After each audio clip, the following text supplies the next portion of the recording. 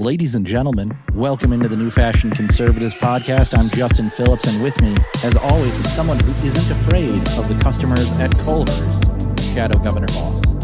Robin Boss's strongest. And tonight, it's the Mandela and Franny show. A lot to talk about this week, but we've got the great interview with Lucas Vebber, who explains to us the latest on the lawsuit for Act 10. You're not going to want to miss this, especially if you're someone that maybe was politically involved 15 years ago.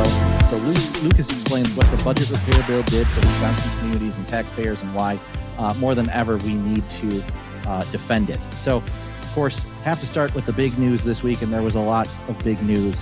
But the biggest, Mandela Barnes decided to withdraw from the governor's race, and really struck me as odd. You know, we are in this window. We're 2 weeks away. No, less than 2 weeks away from the election. From the, I guess now 1 week.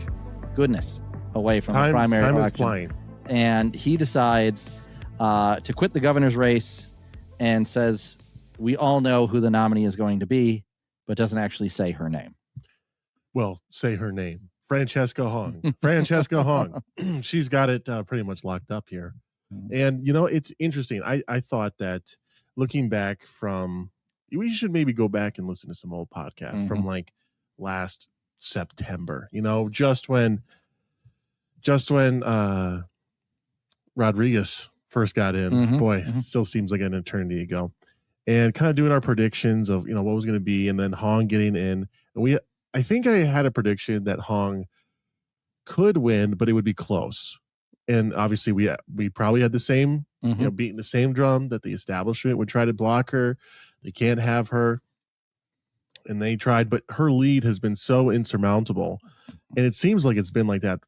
Looking back at the polling now, it's been like that for months now. Yeah. This is not like, she's pretty much had a lead this entire time, but the lead has only expanded. And if you look at some of the polling averages, I mean, went from single digits to 10 to 15, 20. I mean, we're now closing in on 30, and it's just getting larger and larger. So this is, it's becoming less about will she win, but how much will she win by?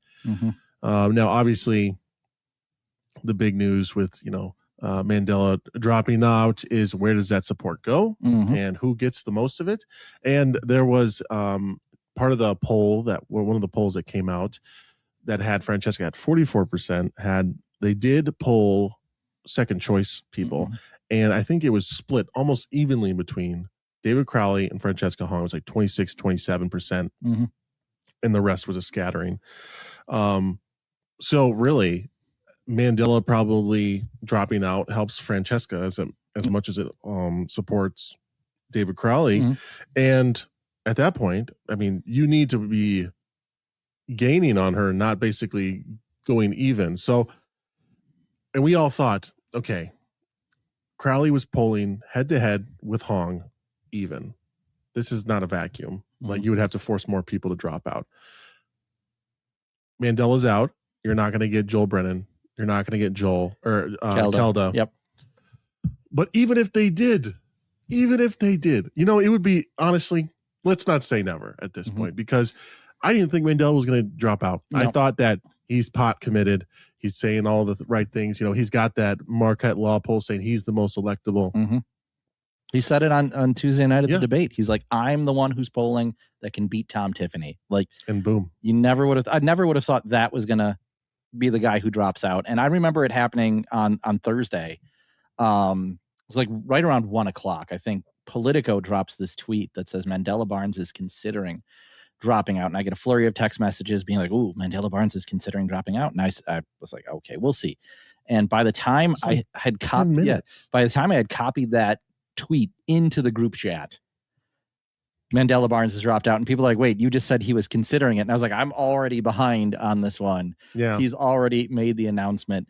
And I wonder who got the scoop on that, you know? So the one that stood out earlier than that was John Mercure at WTMJ. I'll credit him, reporting that sources indicated that Barnes was preparing to withdraw and considering endorsing Hong, while his campaign anticipated potentially damaging news reports regarding his personal life.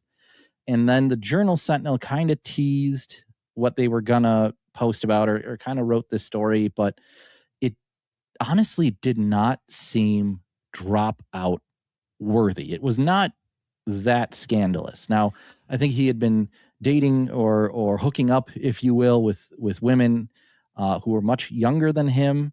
And so there's some thought that maybe he was using his position of power within the Democratic Party to coerce these women. I'm not saying that seemed to be more implied than anything, and coerce is even too strong of a word to think about it. That it was just he found a girl in her who's in her 20s that he wanted to date and did, and that was consensual. I mean, the thing is the letter that went out, and the thing is we only have, this is only one case. One person went on the record.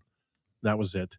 We don't have anything else. And so based off of the rumors, based off of all the initial reports, it sure seems like whatever they had on Mandela was a lot bigger. And maybe there's a part 2 that doesn't drop because he dropped out. Maybe this is just the only thing that drops then. But I mean, we're trying to psychoanalyze Democrat politics, and they're just absolutely, the Democrat politics right now are absolutely insane to try to keep up with. But not just in Wisconsin. I mean, nationally, national too, of course. You have candidates that are just flaming out because of these personal scandals, because there's some sort of socialist leaning third party group that did a terrible job vetting people like Graham Plantner and has thrown these potentially winnable races into total upheaval. And I think we saw that not necessarily the same group recruited Barnes, but you see it now with him that this investigation has come back out. Well, and so there's a we should go through the timeline a little bit, because apparently there was this letter was sent in 2023, and this was sent to the Democrat Party chairman, Ben Wickler, at the time. And apparently there was an investigation done after the fact in 2025. So nothing really happened in between 2023 and 2025 that we're aware of. But then the letter was resent to Devin Remiker, the new chair of the Democrat Party of Wisconsin. And then it was also circulated to county party chairpersons. And so now it's not just at the top of the party. It's pretty democratized. It's a little bit of everywhere. And this is where the rumors start going. People start asking questions. And then all of a sudden, the investigation that they did in 2025 came up with nothing. There was no verifiable wrongdoing, which is kind of where we're at with this story. Because when you read the story, is someone that's it's 2018 is what the article says. The initial accusations came in 2018. But accusations of what? Of a casual, consensual relationship. That's what because the woman goes unnamed, says that she, I would say, is casually dated Mandela Barnes when she was 21 years old after meeting him in the Democrat convention in Oshkosh in 2018. So I read that as like, that's maybe people don't like that he's an older relative. He was 31 at the time, so and she was 21. Like there's an age gap, okay, but it's nothing. Again, she said it was consensual. Yeah, she said it was, but they hooked up for a while afterwards. Again, from reading from the news sources. Yeah. But it's just casual dating for someone in 2018. Yeah, I mean, the letter that was circulated in the Democrat circles made it seem like abuse. Made it seem like there was something really nasty. And I guess there might still be. So like, don't hear what I'm not saying. This is not me defending Mandela Barnes or his actions. I think even in his statement to the Journal during this article, he's like, yeah, I dated a lot of people back in the day, but this doesn't mean I did anything wrong. And I'm not, I haven't been accused of doing anything wrong. So, which I guess is true. And they do say in the article, he hasn't done anything illegal. He's not being accused of anything illegal. So this is just kind of like a character assassination a little bit. And you have to a little bit, but you have to wonder, and this is just a speculation, if this was the first and there was going to be more of these or something like, I don't think this should have driven Mandela from the race on its own in a vacuum. There's got to be something else. Yeah. There's got to be something else, because on its face, it seems like he could have weathered this. He's a young guy, dated around. It's okay. And he probably wouldn't have won the nomination, but certainly this wasn't like the career. But maybe, who knows? Maybe they're like, okay, they're going to drop this one story. Maybe there's another one. Maybe he just silently goes back, takes his licks, and maybe fights for another day. He's like, because honestly, I mean, Crowley, Mandela, one of them had to go to even have a chance at Hong. So he just said, okay, I'll be the better person, maybe for the Democrats, and maybe I'll try again another time. If Crowley, we might get Mandela a third time. Yeah, we might. But I think if Crowley wins the nomination, which is something of a long shot, wins the general election against something I don't want to have happen, but maybe Mandela gets a decent secretary position and that something in the administration. That's got to be the trade-off, because I think it's well documented. We've kind of joked about it here, and it's been a poorly kept secret that he would not be working with Francesca Hong anytime soon. Correct. Well, we'll see. We'll see. But regardless, the article, it was a bit of a anticlimactic. You know, obviously Mandela Barnes could have still done something that we just don't know. There's certainly, this is just one instance. There could be other instances. You know, I'm not going to say, I would say I'm mad that Mandela dropped out. I mean, the race is pretty much a foregone conclusion. I just love the chaos. So anything that kind of makes the Democrats kind of, you sticking with these bad headlines, like, sure, all for it. So I love the copium from some of the anti-Hong people right now of like, well, if we can just do a certain thing. And I saw a fellow who, if everyone drops out, including Francesca Hong, David Crowley can still win the nomination. Yes. Or the I don't know if you saw it was deleted from the guy's X account, posted, it was Judd Lounsbury posted that well, if we could just get Tony to run as a write-in, and then he resigns and has Sarah Godlewski become governor. It was deleted. I wish I would have screenshotted it, because it seemed like one of those Bill Kristol straightforward from here things. You know, we just need Tony to step up and say, I will run for a third term. But the spiraling and the copium that is amongst those who don't want Francesca Hong is very strong right now. The panic has set in, and it is reaching not a fever pitch, but we are, before it was like, okay, we have Mark Pocan subtly tweeting, you know, I think he's defense of Francesca Hong. Yeah, but like, he's been hedging his bets, I think, because I think he understands even that, you know, if she loses, she's going to run for his seat. Well, there's that, and I think he just also understands that, you know, Mark Pocan, I think, understands that Mark Pocan can't run for governor, you know, let alone Francesca Hong.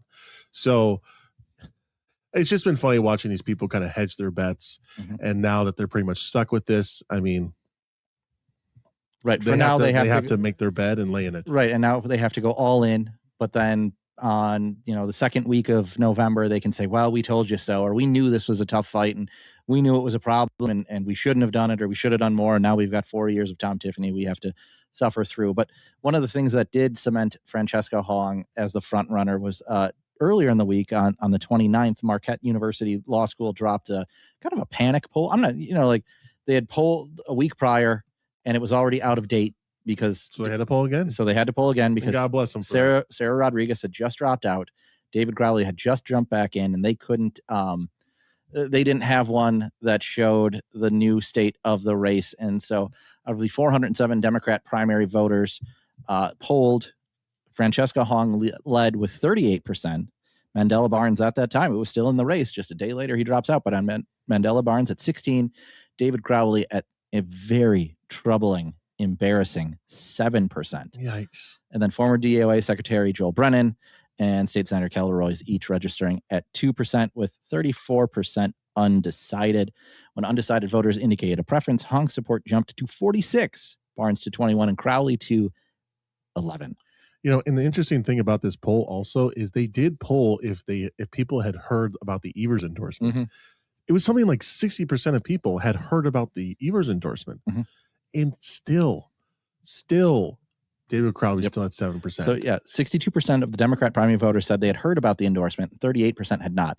Whether the endorsement made them more or less likely to support Crowley, 36% said more, 9% said less, 56% said it made no difference. So losers of the week, Mandela Barnes, one thumb down. Other loser of the week, Evers Legacy, 2 thumbs down. Yeah. Boy, man, he just kind of threw that away. And I know that it's probably in the grand scheme of things, it's not the absolute end of the world, but come on, you're retiring. You kind of want to go out on top. You did some stuff on, you know, education. You got a few wins here and there through compromises. And then this, laying a giant goose egg, you know. If what we hope happens, happens, and that's that Tom Tiffany in January of next year is the governor.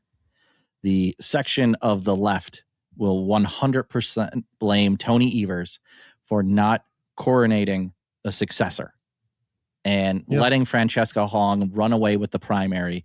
And he should have, put his foot down sooner. He should have endorsed sooner. He should have cleared the field. So you'd have a 1-to-1 race, and it could have been David Crowley in, February of this year, day after, sometime early this year, late last year. You could have had David Crowley then. And now it's too far gone. People have made up their minds, and they have chosen not David Crowley. So but wouldn't it, I like this hypothetical. Mm-hmm. I mean, what happens if Tony Evers endorses back in, I don't know, February, March of this year, and you have a solid couple months to actually use the money that you've raised? I mean, you have to think it would be better. But then you still look at what Crowley was doing his campaign, which is kind of lackadaisical. But I mean, if you get the Evers support, clearly the money comes. Yeah, I mean, he's raised a lot of money. He's raised what, 600,000 or 700,000? Yeah, it's got to be. Probably more than that by now. Yeah, he's probably closing in on $1 million or something crazy. I don't know. We'll see.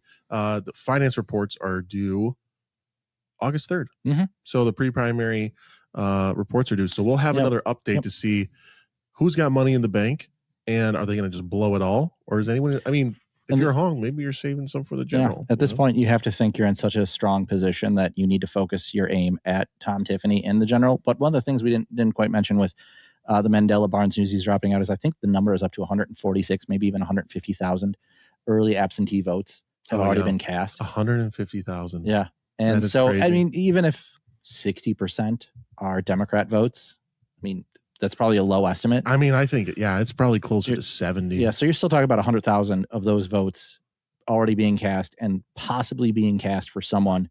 Sarah Rodriguez, who's Mandela, dropped out. Missy. Yeah. I mean, we're talking probably, I'm going to guess, and maybe I'll guess better later, closer to the primary. But, Missy, I'm thinking like 1%. Sarah, 3, 4? I'd say 4. Yeah. Then Mandela, I mean, should be 7 or 8, maybe 10. Double-digit percentage of the 100,000. Yeah, I mean, there's going to be people. I mean, he's on the ballot, so like, there are going to be people on election day that vote for him. I mean, I think he might crack 10%. I think so. So you could see, I mean, Missy, you could have maybe 15% of the vote that's just thrown in the trash, before we get a single drop on August 11th. So. And you did have the Democrat Party and a couple of the election commissioners found a couple of randoms to sue to be able to allow people to spoil their ballots and undo their vote, but that was shot down by the courts. So their one of their last ditch efforts to stop Francesca Hong was defeated in the court. So now they have to hope that, I guess 90% of the undecided voters break for David Crowley. Well, and on top of that, you're assuming that even if they were granted the ability to spoil the ballots, that they could contact the voters, spoil the ballot, have them vote again, probably by mail, and then get it in before that process is absurd. Gosh, they're so cooked. It's so cooked. Good for us, bad for them. Victory. Double thumbs up, Republicans, Tom Tiffany. Yeah. Excellent week, basically. All of this is all good news. Just by being there. Just by being here. We didn't have to do anything. But yeah, so it's been a great week. And I think obviously Mandela and the polls and the Boyle's ballots. I mean, we've talked about this ad nauseum, but yeah, I think we can kind of pivot towards the general a little bit. Yeah. And so one of the things that I noticed seemed to kind of come up organically today is a large swath of the national conservative media noticed Francesca Hong. And we had everyone from Matt Walsh and Clay Travis tweeting about, can you believe, and a screenshot of an old tweet saying, I can't believe this is who the Democrats are going to nominate in Wisconsin, or something along those lines. And they've been digging up the old tweets, and it's not just the, step 1, abolish the police, step 2, abolish the police, step 3, abolish the police. But we're talking about the ones that going back even further, of her demanding that we should have eliminated Thanksgiving without actually knowing any of the history of Thanksgiving, Doesn't matter. Of why it's a national holiday. She has this one, and I know you quoted it about, and I joked about it at the beginning here, that she said she ate 2 bites of my kid's cheeseburger at Culver's in Black River Falls and told him they ran out of ice cream. Mostly just wanted to leave because I was on the verge of an anxiety attack. Too many old white people who didn't think we spoke English. Now, Matt Walsh was the one to point out that Wisconsin's about 85% white. So Francesca Hong's going to have an anxiety attack every time she's in a campaign rally for herself or any meeting she's in with 85% white people. Yeah, I absolutely detest this is stuff that doesn't necessarily grind my gears the most, but it is one of the most, like, this is her at her most genuine. And this is 7 years ago. This is pre-election, but she was Hong, isn't it? Yeah, because she would have gotten elected in 2020. Yeah. I can never remember if it's 2018 or 2020, but I'm fairly certain it's 2020. And if white people give you an anxiety attack, like, what is wrong with you? What is wrong with you? You're in a Culver's in Black River Falls, and this is how you're having a freak out because you're around white people. Like, what went in your brain? Like, who brainwashed you? Like, honestly, like, I want to know how people come to these views. I mean, I'm assuming. I mean, I guess if you go up through, the college indoctrination, I'm sure it's probably not hard to get to this position. But I mean, she was 30 at the time. There's a lot of 30-year-olds that they're still developing their thoughts on things, and maybe they don't have the whole thing figured out. But even this being an old tweet, it mirrors a lot of her new stuff.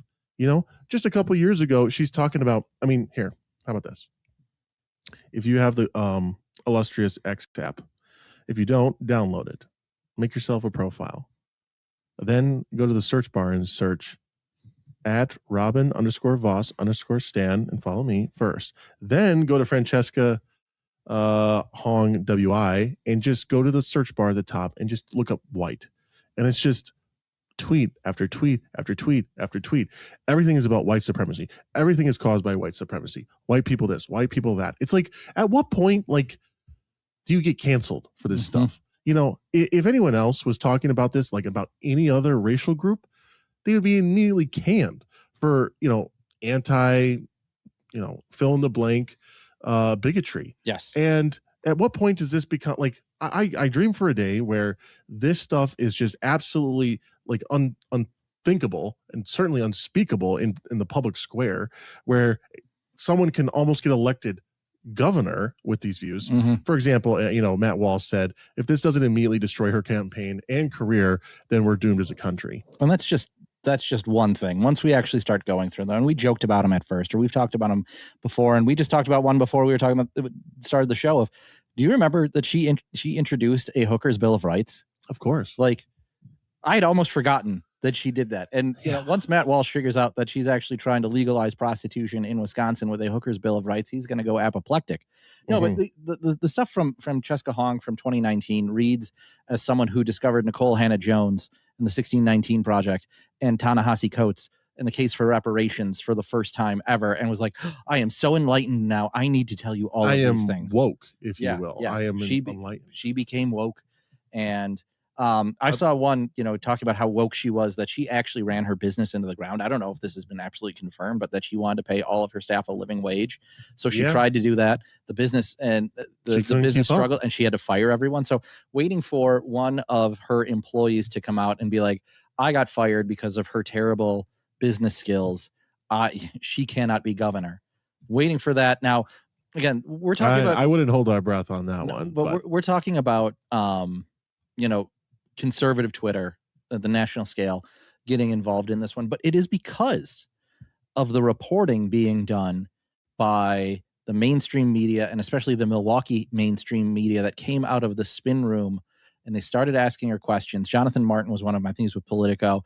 I think it was AJ Byatt-Poore was one of the other ones who's starting to ask those tough questions, because, again, Jason Colby, right now, there's a time where you can do that because the mainstream media still think there's a chance that they could get one of the other candidates across the finish line by tearing down Francesca Hong. So all you need to get her to do is run her mouth for a couple of minutes, and she will talk herself into Kamala Harris-like circles. Yeah, it's one thing that I've noticed about Fran is that she is good at what she does.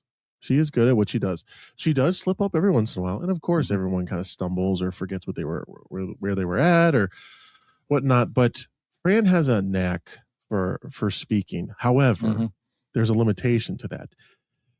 The DSA types in New York, they can say whatever they want. It is a race to the left. You can call for abolishing the ICE.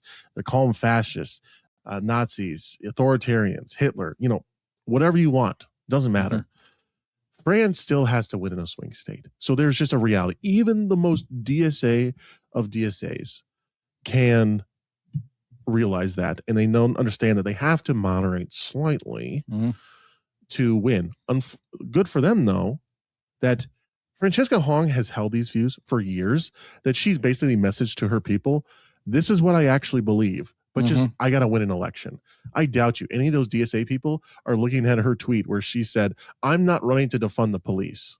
And they're not, and they're saying, yep, she is. She's not running to defund the police. Deep down, they understand. Yeah, they're all on the same page. It's just a wink, wink sort of thing. It is a wink, wink, and a nod because she has to placate these normal people. Let's talk about defunding the police for a minute, because it's a messaging strategy for her that has already come back around on her. And you were the first to point this out that I saw. No, it's not the first. Damn brilliant point. So she is trying to launder a Dan Schaefer talking point that he created out of whole cloth through and bullshit. Saying that, well, it's really Scott Walker and Robin Voss that have defunded the police, and therefore, by comparison, Tom Tiffany has defunded the police because of some, local government funding strategy that the legislature passed a long time ago. And well, that's really defunding the police, not what Francesca Hong is doing, which is actually like, you want to talk about local funding? That's one thing, but you want to talk about how Francesca Hong wants to abolish the police, wants to abolish prisons, and you were the first one to point this out, because it either means. Because she started attacking Francesca Hong started attacking Scott Walker about this. And in one of the clips, she said, well, if you really want to talk about who's defunding the police, it's Scott Walker and Francesca Hong. But then again, she said at the debate, as the governor, you can't defund the police. So which one is it? Yeah. I mean, you can't have your cake and eat it too. But, going back to the Dan Schaefer talking point, it's a genius strategy. It's not going to work, but think about it like a voter does. The voter sees the 2020 BLM movements and the leftists rush to their aid, bailing out protesters, people dying, businesses burned, and they see Republicans trying to push back on that. Okay, then fast forward to 2026, we have this kind of esoteric argument about funding structures and how actually Republicans defunded the police. Meanwhile, they're hoping that everyone just is lying to themselves and didn't see the banners, the chants, the protests, the riots about actually defunding the police. I mean, liberals putting it up in the CRAS, down in Madison, their little autonomous zone. They put defund the police, abolish that stuff all the time. No one believes this.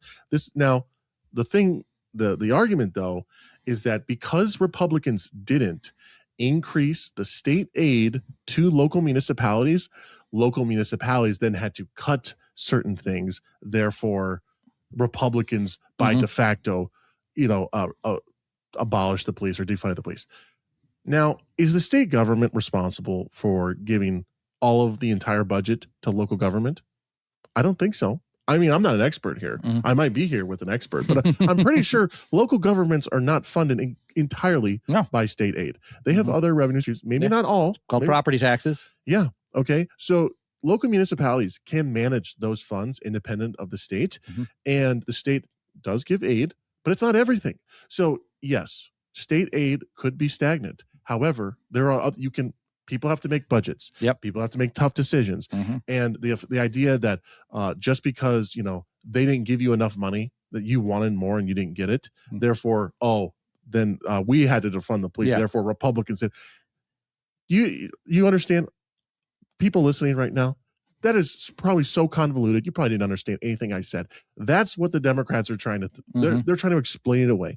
And what do they say in politics? If you're explaining, you're losing. you know? Yeah. So, and we're going to get a lot of that, you know, over the next 3 months. Yeah, we're going to get a lot of backtracking. But one of the things Francesca Hong did late last week was to go on one of the Fox News morning shows. I think that Perino? Dana Perino had her on, and man, do we got to play the clip because it was so weird. So can we play this clip quickly just to set this? I don't know if I could do it I couldn't do it justice. So we're going to play this clip right now. That was Dana Perino asking some basic questions of Francesca Hong. But I encourage you to check out the video and just look at Francesca's face, because it looks like a hostage video. It looks like she has escaped a cult, but has to tell people, no, everything is fine. We're happy here. Everyone loves the cult. Like, it just, you see the face, you see the look. It's like someone behind there is holding off camera a puppy with a gun to its head and says, if you don't stop smiling, I will shoot the puppy. And we're going to play this clip with Dana Perino because it's going to sound really weird right now. This is some of your far left posts. I would say they're pretty far left, right? It's, for example, you say abolish the Senate. You want ICE out of Wisconsin. I understand the abolishing ICE is something you probably still want, but you also said to defund the police 4 times. And you want to defund the police as a first step towards abolishing the police. Now, President Trump won Wisconsin twice. It is the ultimate purple state. I set my novel there for a reason. It is the place where you have to have the most appeal to both sides or to independent voters. Why shouldn't people take you at your word when you say that you want to defund the police and go towards abolishing it? Dana, first of all, I have to say thank you so much for featuring my home state in your novel. And I believe that as a democratic socialist, what that means is that I would like to put working class people first over mega corporations. How does defunding the police put working class people first? I mean, I think that you're about to enter into a general election, likely with Tom Tiffany, the Republican. That's not going to be an easy race. It's going to be very easy for people to put up on the board and say, you said abolish the Senate, defund the police, abolish the police. And why should they not believe that you would want to do that you would try to do that if you became governor? I believe that people can evolve. We meet Trump voters from previous elections who now would like to vote for me, who have a sign in their yard. So who needs to evolve, the voter or you? The governor cannot defund the police, and I won't defund the police. So but you I have will evolved. invest in the things we know prevent crime, like getting guns off of our street, making sure there is victims for justice, that there are, places where our kids can go after school and thrive. We can't be tough on causes. We have to be tough on causes if we would like to be tough on crime. And as governor, I cannot defund the police. And I've reminded folks that I won't defund the police. Okay. There is something like chemically off with her in that clip. Now, the audio doesn't do it justice, but she seemed weird. I don't know if there's another way to describe it. There's something off about how she tackled that interview, and it's not nerves. It's not being nervous. It's not that she hasn't done these before. She had this like weird Miss Rachel voice, this gentle parenting, condescending sort of tone, but also something she said chemically wrong. Well, I think she's making her best attempt to speak softly, speak nicely, don't be the scary communist that they're going to paint you out to be. And I mean, it is kind of interesting. How do you tackle a Fox News interview? I mean, kudos to her for going on Fox News, first of all. That's a pretty good, I mean, alone to schedule that is in the day after, I mean, not the day after, but soon after the debate. I mean, that is certainly a strategy. And she did. Obviously, I didn't even watch the entire interview because I couldn't handle it, because it was a little cringe. Yes. But this is her way of kind of trying to be nice, trying to just say nice things in hope they just kind of forget all the other things. And it didn't come off. I mean, she was very kind of animated. And I mean, what are you supposed to do? I'm not sure what I would have done in that scenario if I was her. Maybe, but I think, honestly, the bigger strategy is yes, a bunch of Republicans know who you are, but maybe a bunch of Democrats also know who you are, and maybe they now will go to you, maybe donate some money nationally, and get the more national dollars. you can only hit up your local dollars or your local donors for so much cash, and especially because she is getting those low dollar donors. I mean, she's going to have to get some more, and maybe that was a strategy. I don't know. I really don't know, but it's certainly, I don't think it was the best interview for her. It was. I don't know if it was the worst, but. Well, I think the worst were the ones that she did in the spin room, that she seemed to dig her hole further. But again, you had this exact same thing where she says she wants to abolish the police. Then she says she can't, but then blames the former governor, Scott Walker, who was governor 8 years ago, for defunding the police. So it's this, again, that circular logic that you just try to explain things away. But something seemed odd about that. And I wasn't the only one. So I went to, of course, the arbiter of thought, Reddit, to see what they were thinking. And I was in the Wisconsin Reddit, and I saw comments like, frankly, this is a pretty dang poor interview. I really like Hong, but if you're biased if you think this went well. It's really bad. It translates to I'm young and haven't thought through these things before. All these sort of things coming up that people, even on Reddit, even in the Wisconsin Reddit, realize that Francesca Hong does not have the charisma of Mamdani or AOC. She doesn't have that electric personality. She can't fire up crowds, even like Bernie. And she's going to need a lot more appeal for people to get on board with her. And I don't think going on Dana Perina's show and with this wide-eyed, slow-talking, gentle parenting vibe was the right way to do it. Basically, I think it all boils down to a simple fact. Francesca's never done this before. Mm-hmm. Francesca is really good at being who she is, which is a very progressive DSA member in a dictator margins assembly district. Mm-hmm. I think we've talked about before, but just to remind everybody, she won, I think, 93% of the vote last time. And granted, even if there is a Republican on the ballot, they're going to finish behind the Green and the Independent. Yes, it's like literally statistically, it defies statistics, like the scatterings of the third parties and stuff. This district defies that. She can do whatever she wants. She can say whatever she wants, and she did. And for years, she just kind of, I don't have to worry about political consequences because my voters will love it. In fact, they love it even more when I attack Republicans, when I call them racist, homophobic bigots or whatever. It worked to her advantage. Has Francesca ever had to moderate? No, she's never had to. And here she's finally having to actually be a politician. Mamdani, he's got gifts, and some of the other DSA people do have gifts to be able to rile people up, get people in their causes, but they are able to lean into their rhetoric. They're able to lean into that messaging that they already are good at with the DSA. This is a whole nother ball game. This is uncharted territory for the DSA. Right, but that's because Williamsburg and Bushwick, Brooklyn, are the same as Madison.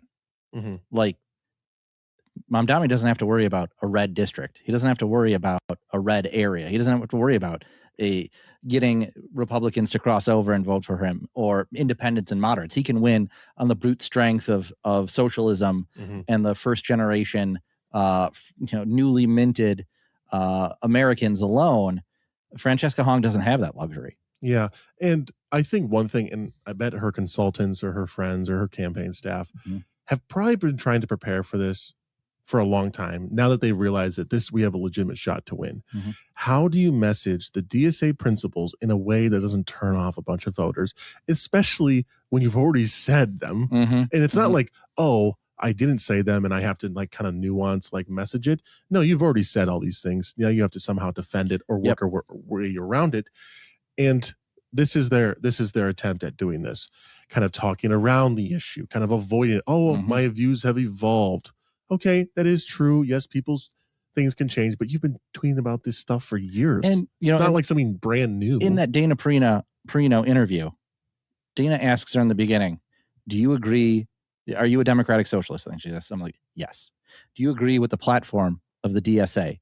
No. She's like, well, what part don't you agree with? She's like, I don't think we should abolish the Senate. She didn't say we shouldn't abolish the the police. She didn't say we shouldn't abolish police. She said the one that is the most illogical of all of them, which is we shouldn't abolish the Senate.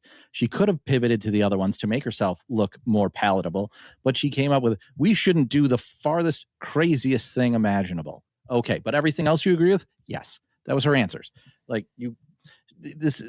She's trying to have it both ways, where she goes on Hassan Piker and is like, yes, I agree with 100% of the DSA platform. And then she goes on Fox News to try to win over some moderates and independents who might be a little tempted to vote for her because they don't like Trump right now, or they don't like the national figures. And she goes on, it's like, yeah, I'm pretty much a DSA person except abolishing the Senate.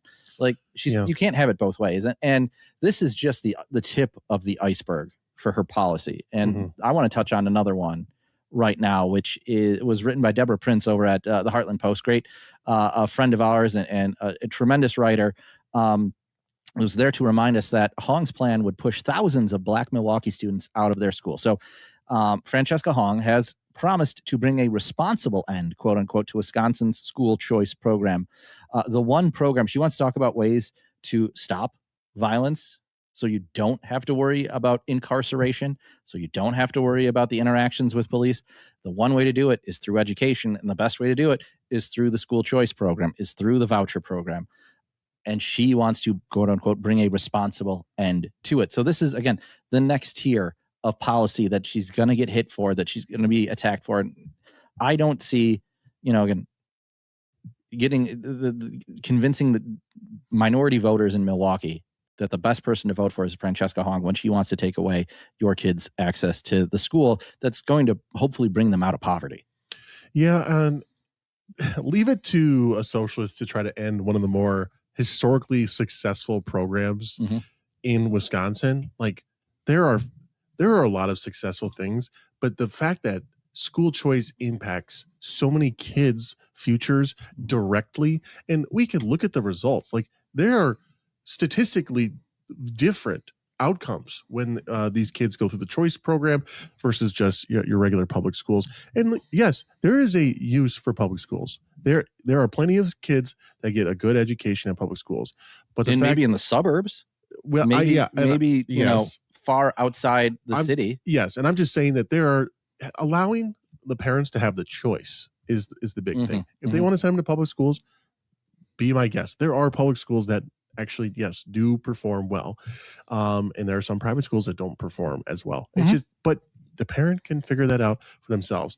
But one thing I wanted to kind of touch on in relation to this is maybe not necessarily about the topic itself, but in the debate, she kind of talked, a responsible end. And then she kind of says the one trigger word, which responsible end, that's what everyone's talking about. And then she kind of provides this netting around it where she just starts talking around it, kind of trying to protect it.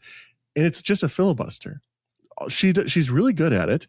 But it is kind of a Kamalaism where it's like, if I just say enough word vomit, if I just throw enough buzzwords out there, people will forget what I'm actually saying. And she's basically banking on people not being smart enough to understand what she's truly saying. And that they just see all the buzzwords and all the fun, the free stuff, and they just latch onto that and kind of forget about her actual record. And I think that's what the entire rest of the campaign is going to be for her. It's going to be her trying to explain this stuff away and trying to provide this filibuster of the actual issues and try to put the buzzwords in front of it. And if today is an indication of what the next 3 months are going to be like, I think it's going to be really tough. Yeah. I mean, she did this interview with Perino in the morning. In the entire day, national figures were just eating her up. And now it won't be like this all the time, but it's going to be brutal. And the one thing I have to say, though, the silver lining for Francesca Hong is that you have said so many dumb things. You have said so many dumb things that there is almost too many things to talk about Francesca. You have too many crazy things that either the voter might think it's so ridiculous that it's not true, which is possible, or there's so many things that it gets lost in the mess and they just think that Fran is being demonized and none of it's true. So I urge Republicans that are saying, guys, we need to talk about this. We need to talk about this. We need to talk about that. And or we're going to lose if we don't talk about all these things all at the same time. We gotta just take a breath. Yep. We're not even to the general yet. They're going to concisely talk about certain issues that matter the most. And as long as they're concise and they're truthful, which they will be, that's how you win. We don't throw everything at the wall and hope it sticks like Fran. Okay? No, you're right. It has to be strategic, but when you have all these things in writing, it's really easy to put it up in a direct mail piece. Just a full list of her crazy things, put it in there and be like, this is what, when she tells you what she believes, believe her. That's one stretch. The other one, it doesn't cost as much money to run Spanish language ads and ads on Black radio saying, Francesca Hong wants to take away your kids' opportunities. Boom. Like you have to strategically message these things to certain communities. And of course you can do it statewide. There's nothing wrong with that, but there's ways to do it to have the most impact. And that's, sometimes it's direct mail, sometimes it's targeted radio ads. Of course, you got to have the big sweeping ones of why Tom Tiffany's the better candidate. I get all that. But yes, you're going to see this coming out, but you're right. There is so much out there. And you're ready to talk about the Madison's or autonomous zone. Yeah. So we got to cover this a little bit. And again, thank you to JS Opinions for being such a solid reporter on this, as well as Laura Schulte. She's actually doing some really good work, taking pictures, reporting on what's going on. So I think you've badmouthed her in the past. Maybe. So if there's one thing I like doing, it's bad-mouthing reporters from especially the Journal Sentinel.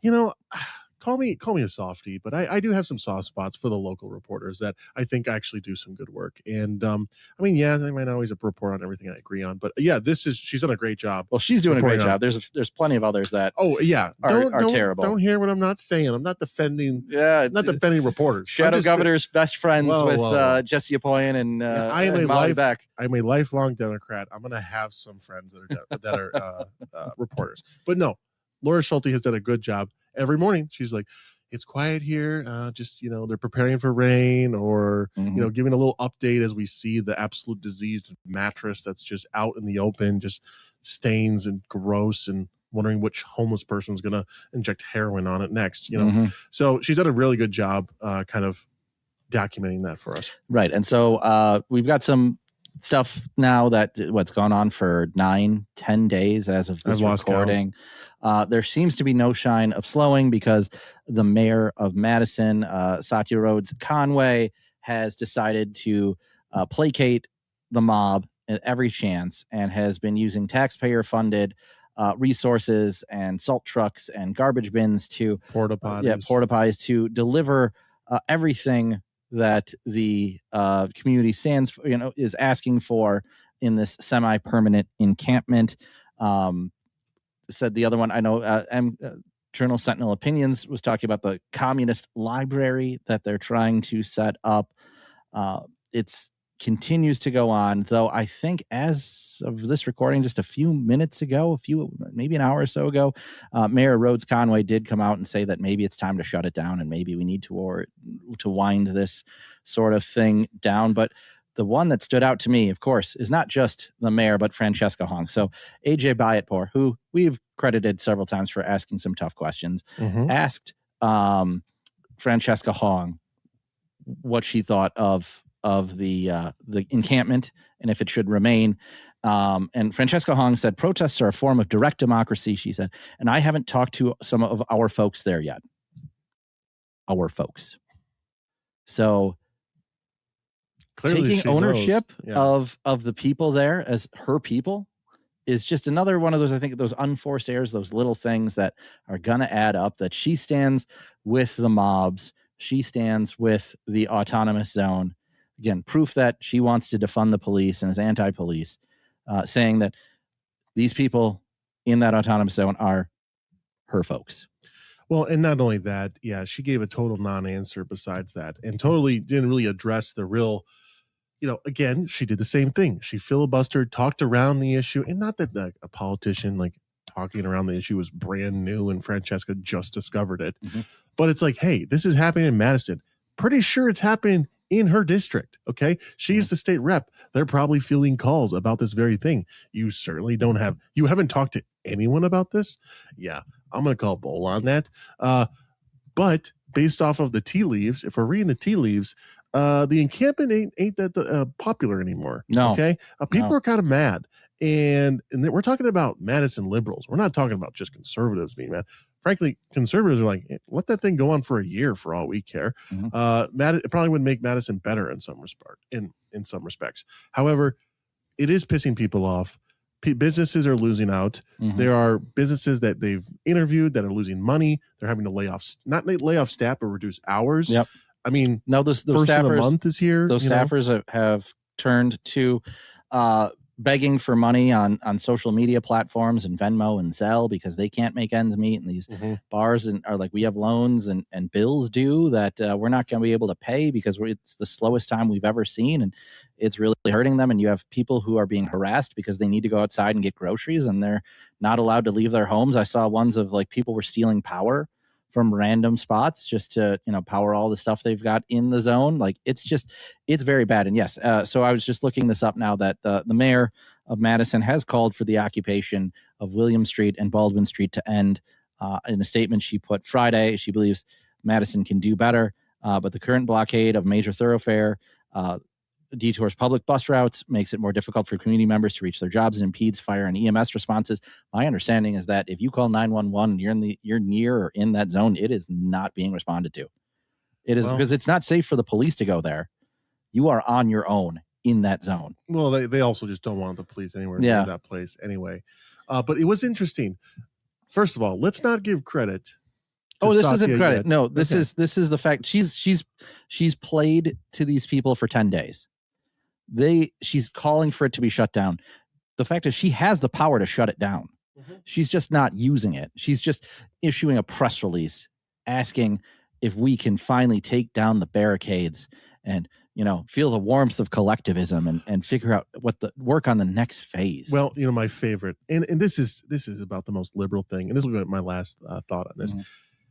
If you read her statement, she's like, I stand with, people protesting, blah, blah, blah, blah, blah. They have to couch everything first and say they support everything. Then they're like, guys, there isn't enough cleanly, like, porta potties there. There isn't enough, there's food prep being done at all hours of the day. There isn't proper refrigeration or cleanliness or sinks to be able to do this. It's not, oh, this is crazy, we shouldn't do this. It's, oh, there's not enough resources for you guys to do this. So if there were more resources, would you allow them? No. This is liberals. They're giving their lip service to these people in order to be like, guys, you guys are doing such a great job, but you guys actually don't meet the standards for the health inspector if they would come through with all your grilling and all the food preparation you're doing. Like, what? Come on, what are we doing? What are we doing? That's your excuse. Very typical, but for the sake of the business owners, I hope it ends because, you're talking about the livelihoods of people and, rent is due, like the loans are due. And also, it was interesting.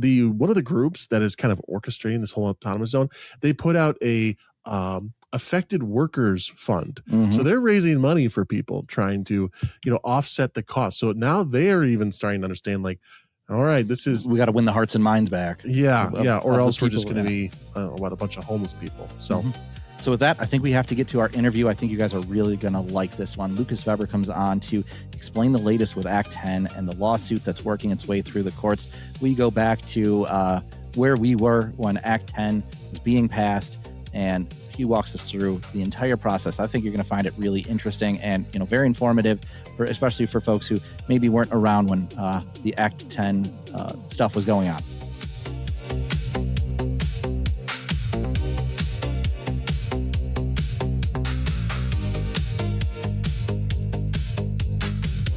I want to welcome to the show one of the sharpest legal minds in Wisconsin. Lucas Vebber is deputy counsel at Wisconsin Institute for Law and Liberty. He's the guy in the courtroom defending Act 10, pushing back against government overreach, and holding government accountable when it steps outside its constitutional bounds. Before W.I.L.L, he served as general counsel at Wisconsin Manufacturing and Commerce. He's worked in both the legislature and the Walker administration. And today he's going to be giving us the latest on the most recent legal challenge to overturn Act 10. Lucas, it's great to have you on the show. Hey, great to be here. Thanks for having me. Thank you. And so let's just lay the basics down. For those of us who might need a refresher, with Act 10 being around for 15 years, it kind of runs in the background of state government that's been saving taxpayers billions of dollars. Can you just tell us what Act 10 did? Yeah, absolutely. So you're right. It's been 15 years. Crazy to me that time has flown by that fast. But Act 10 was the budget repair bill from early on in Governor Walker's first term. So recall that when Governor Walker took over, there were new majorities in the legislature. It was a Republican trifecta. We had been coming off a 2-year Democrat trifecta. That trifecta had run up quite the budget deficit. In Wisconsin, government can't run a deficit. It's illegal, basically. So they had to pass what's called a budget repair bill to fix that. In the budget repair bill, they had to reduce spending. And then as part of reducing spending, they gave these local governments all around Wisconsin through Act 10 tools to reduce their own costs. And that was Act 10. So what Act 10 did was it limited the subjects of collective bargaining, and it required contributions to pension funds and healthcare costs by public employees. And allowed these governments, local and the state government, to realize some significant savings. And those savings haven't just been realized as part of that budget repair bill, but every year since. We're talking billions and billions of dollars. School districts, tech colleges, local government, state government, all across the board. And it's real significant savings. And I think it's important that what happened here and to understand what exactly Act 10 was, because what the lay of the land was like before. You would have public unions that would engage in politics. They would then elect a local school board. Basically, they could endorse candidates. They could elect who they want, vote for who they want. But then they get to negotiate with those individuals. And it's collective bargaining isn't just asking for what you want and having kind of a good faith negotiation. Collective bargaining actually requires them to listen, to be at the table. They have to come to some agreement. They kind of meet in the middle. So for public sector bargaining, when you get to elect elected officials and then you get to negotiate with them, it's kind of a different animal than private sector collective bargaining. And what had been happening is public unions, for example, were negotiating and requiring that healthcare provider be their own healthcare provider, the union-owned healthcare provider, which they get to basically set the prices for, and it was driving up the cost of health insurance all around the state. So one of the significant savings that we've seen has been on those healthcare costs, and that's just kind of one example of what Act 10 did. Yeah, that's actually pretty amazing. I think the first thing that stood out to me is to find out that public employees didn't pay for their healthcare, didn't pay or contribute into their pension, and it was being all taxpayer funded. It was just remarkable that that's how it started. And then, yeah, to go to something where it seems just like a no-brainer that if you're working, if you want to contribute something to your retirement, you should have a stake and pay for your health insurance to some degree or another, like basic stuff. So yeah, clearly there's a bad policy to allow public employees to collectively bargain. Yeah, absolutely. And Wisconsin really was, originally led the way, I guess, on allowing this kind of collective bargaining, and then we led the way going the other direction in terms of getting rid of it. Kind of a really a failed experiment, I would say, in government. Yeah, so you were in the legislature when Act 10 debates were going on, when that was going through. I was adjacent. I was working on campaigns, so I saw the protests up close a couple times. But can you tell us what that was like from someone in the building? I think it's forgotten about so Yeah. much now, but there was just at any given point hundreds of thousands of people in and around the state capitol. Yeah, it was a crazy time to be working in the building. I worked for then State Senator Rich Zipper, the 33rd Assembly District, and our office was on the third floor of the South Wing, and just getting up into the office was hard. I mean, the police had kind of secured a stairwell that the protesters hadn't taken over, and you can kind of use that to get up. But people everywhere always shouting at you, shouting not nice things at you. Anybody who was walking in. It was a wild time. I mean, there were people in the Capitol 24 hours a day at the beginning there. Everywhere you looked, it was protest signs, crock pots full of food plugged into the wall, people everywhere. And again, just a lot of shouting, a lot of vitriol. And it was a wild time to be a young staffer in the legislature, that's for sure. Yeah, and I know it led to a lot of recalls. And again, someone who was in the campaign side during that time, it was basically being perpetually employed in campaigns. And for the most part, with the exception, I think, of two legislators, everyone who on the Republican side who were recalled retained their seats, and one of them, I think, there was one of the fellas. He had a bit of a public scandal at the time that drove his votes down. And then I worked for Van Wangard, and we came within 500 votes, and that district had never held an incumbent. So historically, I think there were some things going against those situations, but overall, the people who voted for Republicans, and especially again true with Scott Walker, they retained the state Senate, they retained Governor Walker. So yeah, absolutely. And I think Governor Walker's election especially was basically a statewide referendum on Act 10, right? I mean, I think he got a higher percentage of votes than he got when he was initially elected.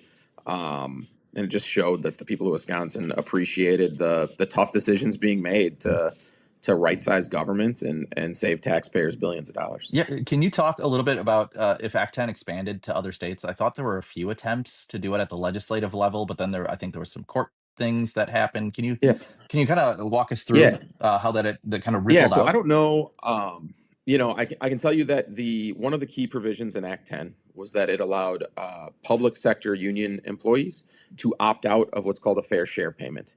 So pre-Act 10, even if you didn't want to join the union, you still had to pay dues basically to the union. They called it a fair share payment. That's the term that they use. It just required you to basically pay for the union, even if you didn't want to use it. If you were a public employee in a kind of a union bargaining unit. Act 10 got rid of that. And importantly, about 7 years later, there was a U.S. Supreme Court case, Janus versus AFSCME, that went up to the United States Supreme Court that actually found that those fair share payments themselves were unconstitutional. They violated the First Amendment. So that kind of expanded one of those key provisions of Act 10 nationwide. I know that other states had taken up some collective bargaining reforms. I don't know the current state of all that, but I think one of the biggest takeaways here is that reform to those fair share payments that really went nationwide and is now a constitutional right not to make them. Fantastic. So again, every other state, every other employee's feeling some benefit from what we did in Wisconsin 15 years ago. So this isn't the first time Act 10 has been legally challenged. It's been repeatedly upheld. So can you talk about what makes this different, or what some of the other court cases and how we've gotten to this point? Yeah, that's a great question. So there's been two kind of primary cases before this, right? So Act 10 has been challenged a number of times in both federal court and in state court. So the Seventh Circuit case that was out there, the federal case, was called WIAC versus Walker. The Seventh Circuit issued this decision in 2013. WIAC was essentially a First Amendment and an equal protection challenge. It held that ban on automatic payroll dues for union dues. They brought a bunch of challenges, various challenges to Act 10. One of the primary challenges was an equal protection challenge to some of the classifications made under Act 10. And I think that's kind of key to understanding some of these legal challenges, is that Act 10 did not apply equally to all public employees. Act 10 distinguished, they allowed collective bargaining rights to continue for certain public employees, certain public safety employees. So the earliest challenges to this focused on an equal protection challenge, where they brought these things and said, hey, you can't treat groups of employees differently based on the jobs that they do. And they brought that challenge in federal court as well as in state court. So the Seventh Circuit in the WIAC case said, no, that equal protection challenge fails. All the other challenges are failing too. And they upheld Act 10. Then there was a kind of a parallel case called Madison Teachers Incorporated versus Walker that went up to the Wisconsin Supreme Court.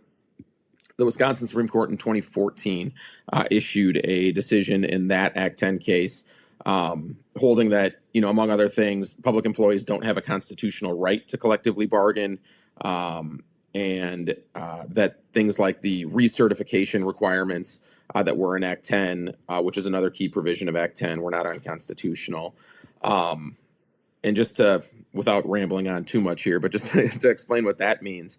So to be a public sector union, to represent public employees under Act 10, the union bargaining unit has to get recertified annually. So what that means is that a majority of the employees in that unit every single year have to say, yes, we want to continue to be represented by this labor union. And if the union doesn't get a majority of employees in the unit, then it's not certified and it doesn't get to represent those employees. So it was really giving employees a voice, and they had to get an affirmative vote of a majority. So if you don't want to vote, your vote counts as a no, essentially. So you have to get a majority of employees, 50 plus one, to speak up and say, we want this union to represent us. And that was another thing that the unions had challenged that, again, was upheld. And then they also challenged the classifications, and the Supreme Court there, again, under the state constitution, also found that those classifications of public employees did not violate equal protection. So those were kind of the two really big cases in Act 10, the initial cases. For about 10 years after that, 10 years plus, those cases were upheld, and Act 10 has continued to save billions. There was another effort filed a few years ago in Dane County Circuit Court, essentially retrying this case again. And the Dane County judge in that case actually went the other way. He found that the equal protection challenge was he issued a declaratory judgment that the Act 10 classifications violated equal protection. This was December of 2024, I believe, is when he did that. But what he did there was not the difference between public sector and public safety and non-public safety. What he said was that the line drawing that the legislature engaged in when they created certain public safety classifications is what violated equal protection. So, for example, the legislature's definition of public safety didn't include certain, like UW campus police. And the Dane County judge said that's irrational, which is the standard he applied in this case, and then struck it down. So a little bit different than the challenges before. And then that is the case that was very recently appealed to the Wisconsin Court of Appeals, which overturned his decision and then sent the case back down to him to dismiss. So that's kind of where we are right now. Sure. And that's you talk about the rational review. That's the rational basis review. Yeah. So when you're, and that's kind of an important part to sort of understanding some of the legalese here.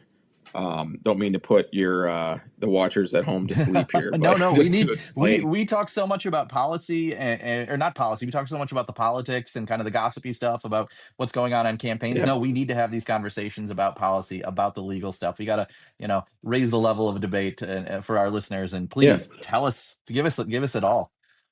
Yeah. So depending on kind of the right, the classification that's in play and the right that's being affected, courts will apply a level of scrutiny, which is like basically how close do they look at it, who has the burden of proving it. For example, if there's like a racial classification, that gets the highest level of scrutiny. It's called strict scrutiny. The burden is on the government to justify that it's narrowly tailored to a compelling government interest, is what we say for strict scrutiny. It's the highest level. It's very difficult for the government to win on that.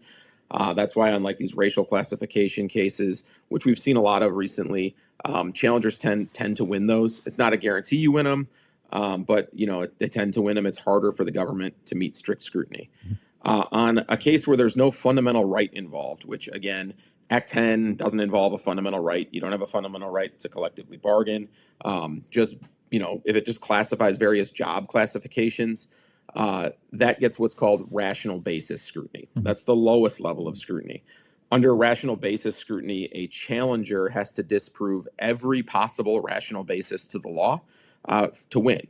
It's a very high standard to meet. It's very difficult to win under rational basis scrutiny. It's not impossible to win under rational basis scrutiny. For example, we recently won a rational basis case against the city of Milwaukee involving some food trucks.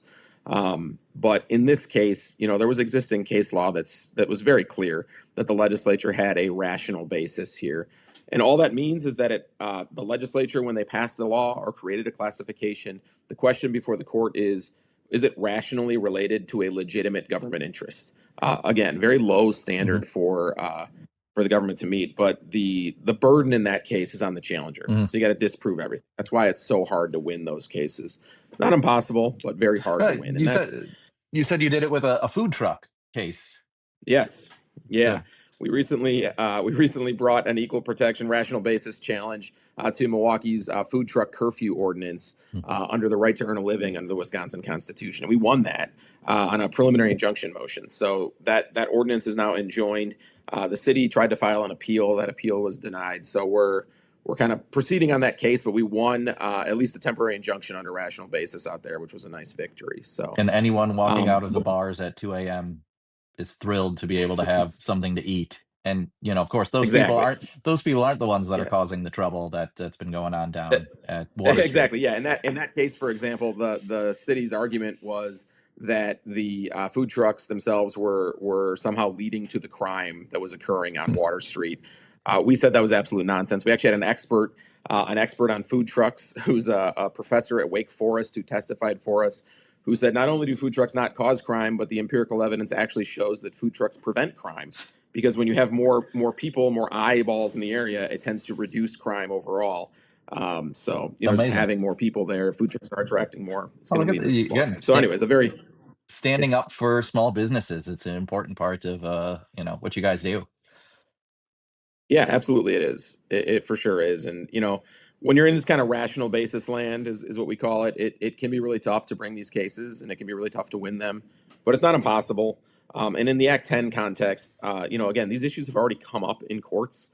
They've tried arguing them time and time again, and lost. And so, I think it's pretty clear that there's a rational basis here. But again, what the court found was that the legislature's line drawing in terms of who classified as a public safety employee within, traditional public safety professions like the UW campus police, for example, were not included. And he just said that's irrational. And he kind of second guessed the legislature's line drawing there and said it violated the Wisconsin Constitution. So wait, you're telling me for the first time, you're telling me for the first time ever that a Dane County judge has decided to write state statute. Never happened before, right?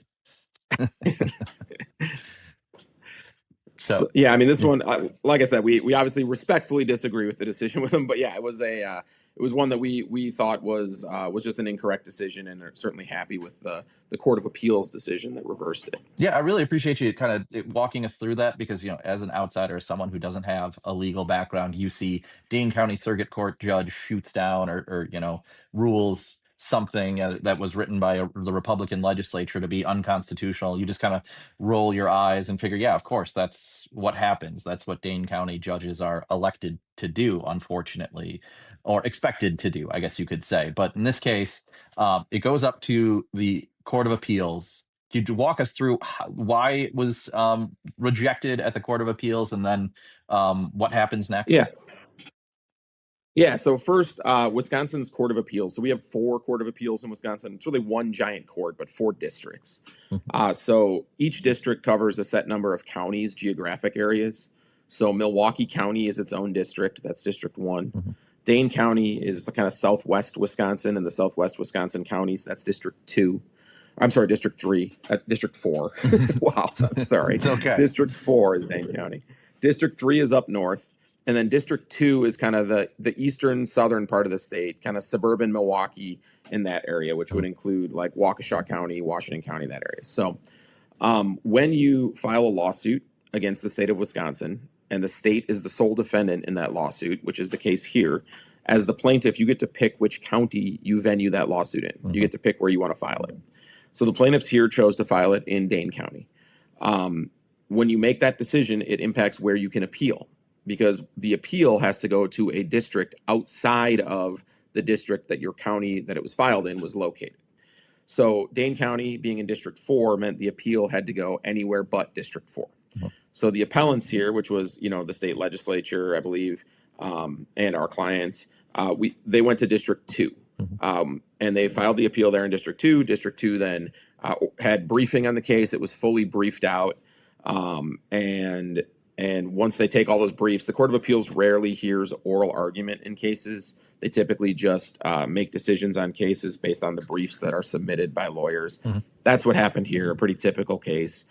And then they released this decision earlier, a few days ago that said, they reversed the Dane County Circuit Court, sent the case back, remanded it back with instructions to dismiss the complaint. The decision itself is what we call a per curiam decision. So the Court of Appeals, each Court of Appeals case that comes up in Wisconsin gets 3 judges, typically a 3-judge panel that's going to review it. If one of those judges wants to be the author of that opinion and put their name on it as the author, that opinion can then be recommended for what we call publication.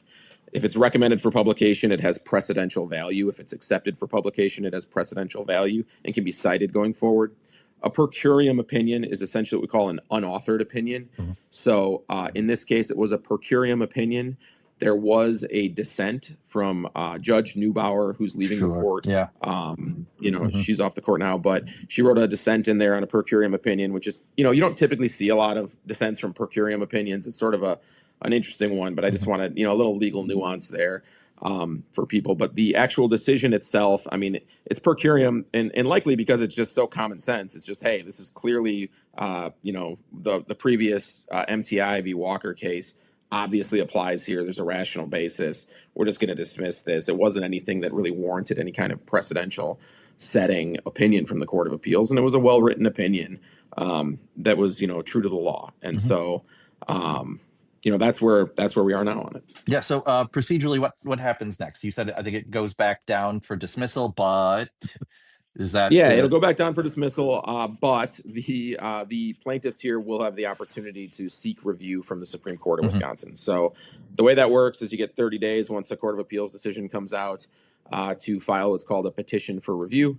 The Supreme Court in Wisconsin doesn't have to hear any case it doesn't want to hear. The Court of Appeals has to hear every single appeal that gets filed, but the Supreme Court, which is the highest appellate court in Wisconsin, gets to pick which cases it wants. So if you are a loser at the Court of Appeals level, you get to seek review. It's called a petition for review.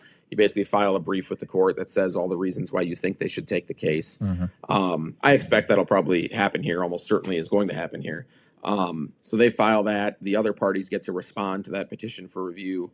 The first decision the court will have to make on the case is whether they even want to hear the case or not. In this case, the court could decide they don't want to hear it, in which case the Court of Appeals decision stands. And then the case would be dismissed. If they do want to hear it and they accept it, accept jurisdiction over the appeal, what they would do is order briefing on it. So there'd be a briefing schedule on the case. And then once it's fully briefed, the Supreme Court would hear oral argument on it at their courtroom in Madison.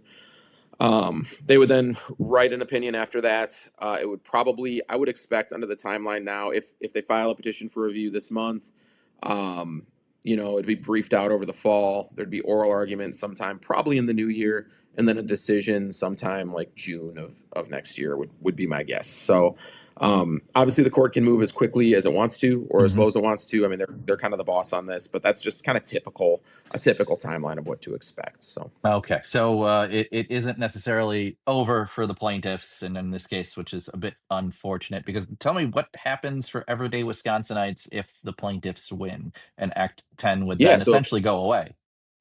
Yeah, if Act 10 goes away, we're talking billions of dollars in costs that get shifted back onto taxpayers. So again, we go back to the land we were in pre-Act 10 here in Wisconsin, where these public employee unions get to come to the bargaining table and make kind of demands like, hey, you have to buy health insurance from our health insurance company, and the cost of that's going to go up. And that cost has to be borne by taxpayers, right? I mean, we're the ones who foot the bill for that. The Wisconsin Institute for Law and Liberty, my team, Dr. Will Flanders on our staff has put together a wonderful tool on our website where you can type in where you live, and it will tell you what the impact is projected to be if Act 10 goes away for your community. Well, we're going to have to make sure we add that to the Heartland Post website, make sure that that's out there. Thank you for doing that. That's huge. I think people really understand. It just helps. Yeah, it just helps add some context to it. And, I think we'll kind of see where it goes. The Wisconsin Supreme Court has a long history of respecting precedent and upholding that going forward. And so, I think the precedent here is pretty clear. And so we'll see what happens on this petition for review, assuming it gets filed, and then ultimately what they want to do with the merits of the case. I still think it's a very tall ask for them to say, for any court to say that Act 10 violates equal protection, just kind of given the jurists who have already looked at this and already reached those conclusions. And so, we'll kind of see what happens with it, but I would expect this saga is finally over sometime next summer. Well, fingers crossed that again the Supreme Court respects the precedent. I know there's probably people seeing the makeup of the Supreme Court now, realizing the value that those spring elections have, and candidate quality really matters when you're trying to pick the right people to run for Supreme Court, and hopefully the conservative side gets it together and we can even things out, because I don't have a whole lot of expectations that they'll respect the precedent, but you're the lawyer, you're the one that's argued stuff before the Supreme Court. I'm gonna trust your opinion a bit more and maybe not crash out over the current makeup of the Supreme Court. So yeah, I mean, I think our court is tremendously powerful, and I do hope that people who are paying attention do understand that these elections matter, and that those justices have a tremendous say in kind of how the law is interpreted here in Wisconsin and where it goes. So, and we'll find out if what people will find out the hard way, if their taxes go up substantially because of the renegotiations that come from this. So, Lucas Vebber, I want to thank you for taking the time today, walking us through this explanation of everything on Act 10, really important stuff. And like I said, we might talk about the politics side, we might talk about the candidates. You coming here to tell us about the policy side and the legal side really, helps us understand things a bit more, and I really appreciate that. Yeah, thank you for having me. It's been fun. Awesome. Well, you have a good day. We'll talk again real soon. Hopefully, we'll talk about how the Supreme Court doesn't take this up and how Act 10 will be sustained. But until then, thank you. Take care. And with that, we want to thank you again for tuning in. We're continuing to work on bringing you some really great content. I think we all had a really great time at our debate live reaction event. We're working on some really cool stuff for the primary election. So. And much more as we enter the general election sprint. If you like what you hear, make sure to leave us a 5-star review on Apple or Spotify. Please continue to like and share our YouTube episodes. We've seen such a bump in people listening there. If you want more content, check out what we're writing at the Heartland Post. We've been covering, of course, the Corey Ruiz Autonomous Zone, the danger Francesca Hong will present to school choice, and several other policies, and so much more. And of course, if you want to learn more about us or have any questions, hit us up at Gmail at newfashionpod@gmail.com. Find us on Rumble, YouTube, and Substack at New Fashion Conservatives, on X at New Fashion Pod. I'm Justin E. Phillips on X. He's Robin Vos Stan. And with that, have a great Monday.